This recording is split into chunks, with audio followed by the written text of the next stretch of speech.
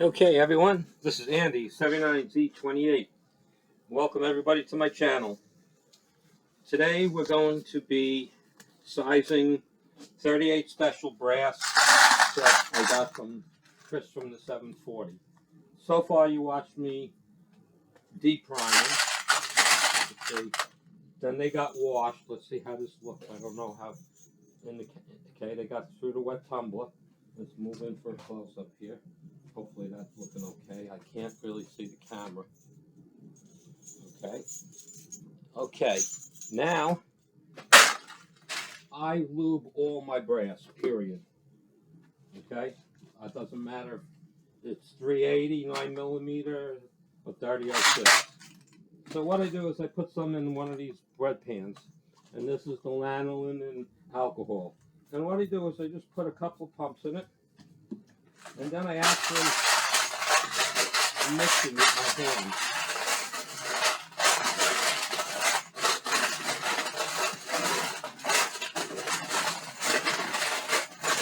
And that's about it. They're in there. They're lubed. They're ready. I'm just going to let them dry.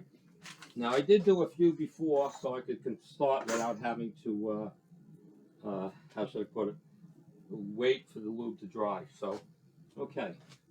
We turn on the brass feeder. Put a few pieces of brass in here. And I took the switch out this time, so hopefully we won't get the jams we were getting before. So we're actually resizing these. And okay, there we go. And no, there are no 357s in here. This is the Lee APP press. Okay, you can see I am not rushing in any way. And now we're going to take this one out and turn this off a second. And we have two case gauges. This one is, I forget who makes this one. This is Ellie Wilson. And this is just showing you, boom, they fall right in. Okay, this is the Lyman, and where's 357? There we go, 357.38, boom, right in. So we know this sizing fun, okay, and I've tested, made sure. So to continue, we'll just put some more brass in here, and let's see how long this is going to take. We'll try to do this quicker than the last one, because I don't think I'm getting the jamming that I was getting. And it's like 175 cases here, I would say. And again, I'm not doing anything crazy. Just make sure you do a full stroke for instead of second for brass to help the brass expansion not happen as much.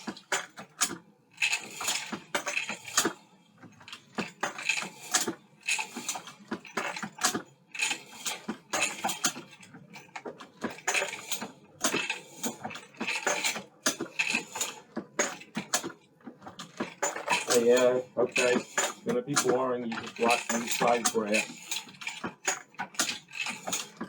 So the little ATP does the job. Now I've tried to do 223 sizing with this. Although it does work, I'm leery that the case, the shell holder, because it's not a U-shaped shell holder, the pass-through, I'm concerned that it's going to pull out and I'm going to wind up with a stuck case. So I really don't want that to happen.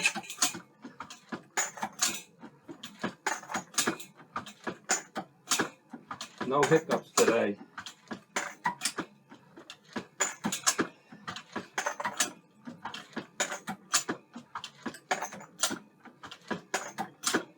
Okay, let that sit in. I'm going to slow this brass feeder down a little bit, and we're going to take some more. We'll put it in here.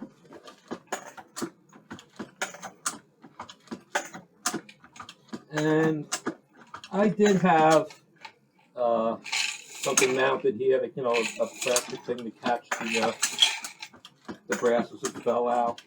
But I find out if I just move over this old stool with this little basket, it kind of works the best. I don't have to keep emptying it. Okay, so it kind of works.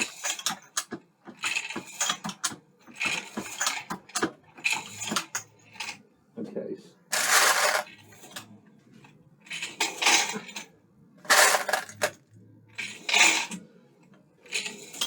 Let's go a little faster.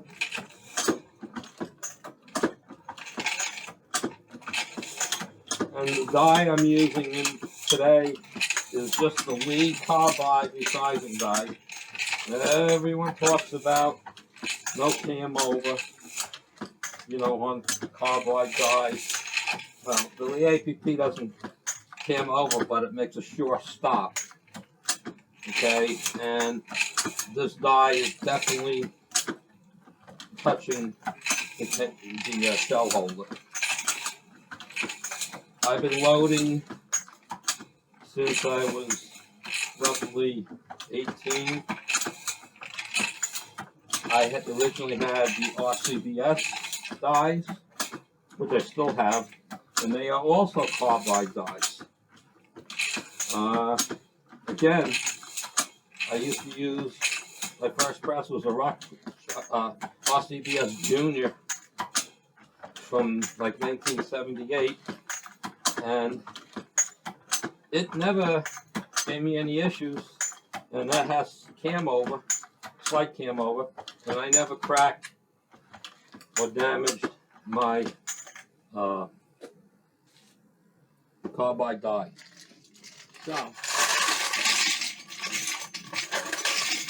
So we're only about 5 minutes into the video right now. This is going much faster than last time. Just waiting for some of the brass to come down.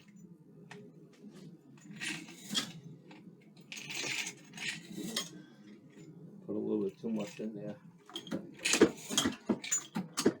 When you put too much brass in there, it doesn't drop as fast. As you can see, there's really no effort here.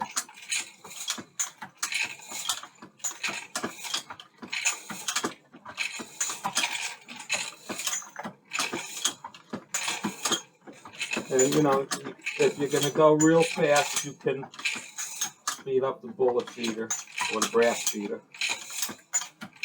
But like I'd say, I'm in no hurry. I mean, yeah, I'm processing this pretty quick.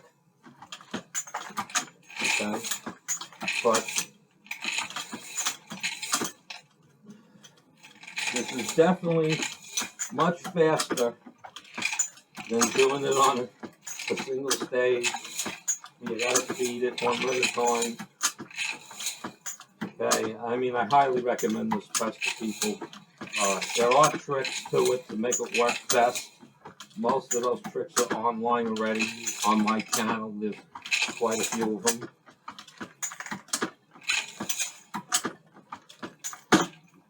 Okay, first hiccup. What do we got?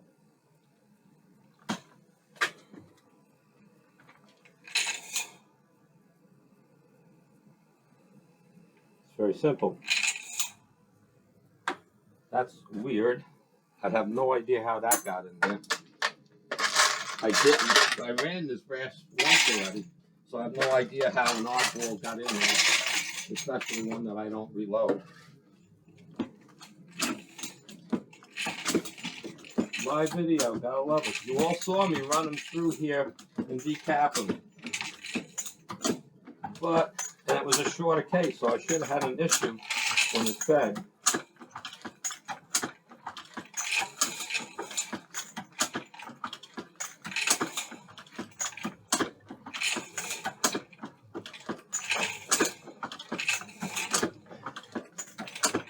We're about 9 minutes in, 8 minutes in. And again, I'm not going very fast.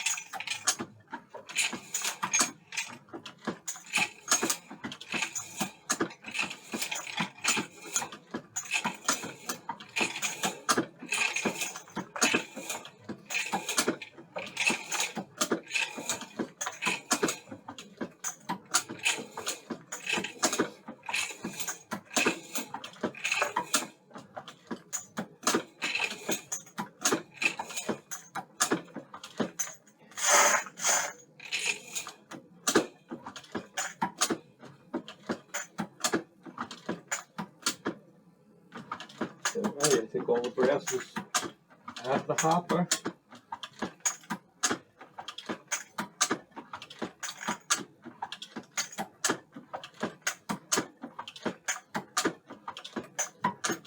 Oops. That happens sometimes when you get down to the end. The case slips out. Doesn't happen that often. Okay, just push the last one here. And that's it.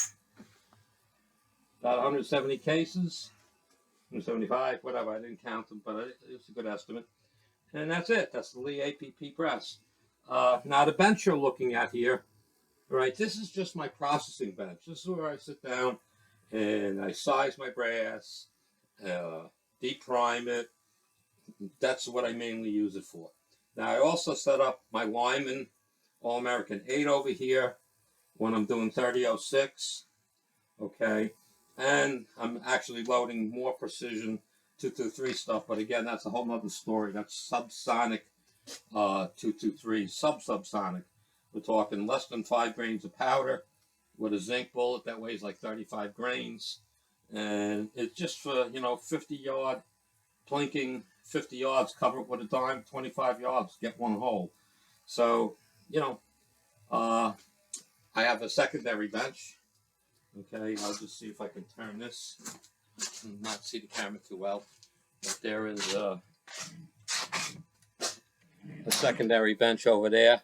I don't have the lights on over there right now. We don't want to make this video too long, so okay, we turn a little light on. And there's the other switch. The light switch. There we go. Okay, that's the secondary bench, and on that bench is, let's see, I can get a little bit closer to this thing. Again, I can't see too good. Okay.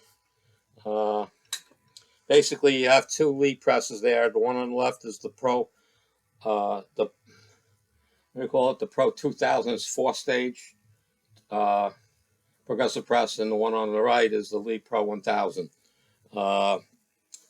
Sorry, Auto Breech Lock Pro is the one that's on the left. They changed the name of it to the 2000 or whatever. Anyway, that's basically where I do most of my 9mm loading on the left, and on the right I do basically on the right I do 223. Also on the left I do 380 because I have the die set up and ready to go. Below the below shelf of the bench, it doesn't look like a lot, but those are those pretzel rod bins, and they're all filled with brass. 38, 357, 380, 9mm, 3006, 223, and then on the bottom, I don't know if it's going to show up too good. Bottom left, that's a 5-gallon bucket of 9mm brass, all ready to load.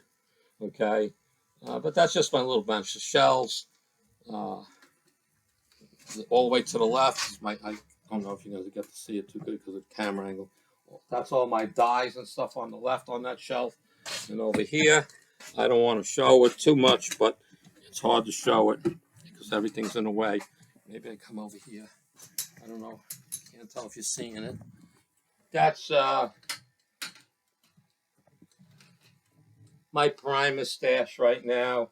One to the everything on the left of the front one. The middle to the center is small pistols, so that's basically 2 full stacks, and then number 41s, and then large rifle on the other side. So I've got enough to keep me going for a while. I just keep watching what's going on. We'll see what happens. Anyway, I'm not trying to make everybody dizzy. Just going to put this back over here for now. All right, and say, this is Andy, 79Z28. Signing off. Everybody have a great day. Don't forget to subscribe and like the video. Thank you. Hi. Gentlemen, there was this guy that was doing a 69 with his girlfriend, and right in the middle of it he realized that he had a dental appointment, so he jumps up and he brushes his teeth 8 times, uses a little toothpick in between dental floss 7 times, and washes his mouth out with Listerine. He gets to the dentist office. Finally, the dentist puts him in a chair. He opens wide, really confident. And the dentist asks, "Have you been doing a 69? He says, "Why? Does my breath smell like pussy?" He says, "No, your forehead smells like shit."